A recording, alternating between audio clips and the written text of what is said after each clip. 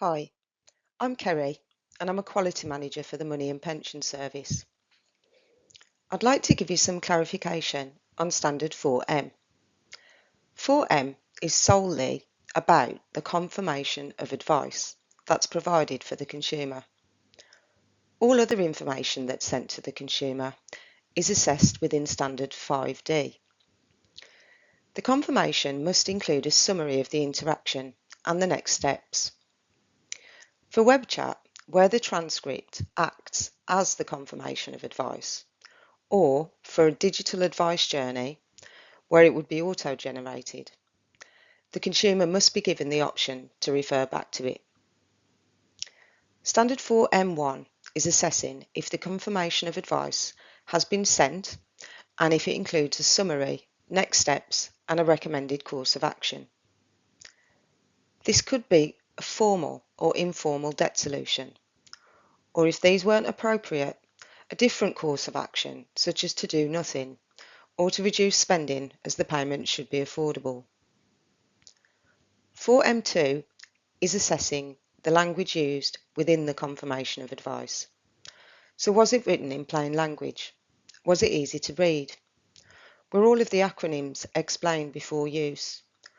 Was it tailored to any disclosed vulnerabilities or accessibility needs that the consumer had, where possible? And 4M3 is specifically about the structure of the confirmation of advice. The standard doesn't dictate an order, but it is assessing if it's ordered in such a way that it's easy to digest and to understand. And Standard 4M4 is assessing whether the consumer was signposted to key pieces of information. So, for example, the consequences of non-payment for their debts, or the options which were suitable for them. If tailored advice was provided during the interaction, and they were informed that they would be sent the confirmation of advice with all of the information in, then that's enough.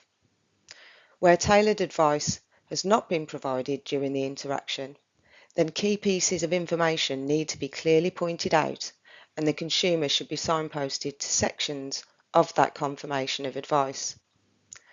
The consumer should be made aware of what they will receive, and they will need to confirm that they understand what's going to be included. This confirmation could be sought throughout the interaction. So, for example, I'm going to send you a fact sheet on that. Is that okay? Or it could be a summary at the end of the interaction, where you check that the consumer understands what they're going to get.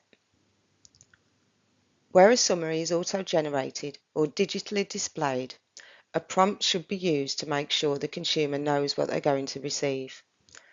And where a consumer decides they do not want to receive the confirmation of advice, 4M would not apply, and evidence that this was the case should be clear within the case record. If a confirmation of advice should have been provided, but it wasn't, 4M would be impacted, and so would 4F. 4M4 may still be met though, if they did signpost and give the information during the interaction, but then just didn't send the confirmation itself. I hope that's provided some clarity. For more information, please go to the Standards page on the MaPS website. Thank you.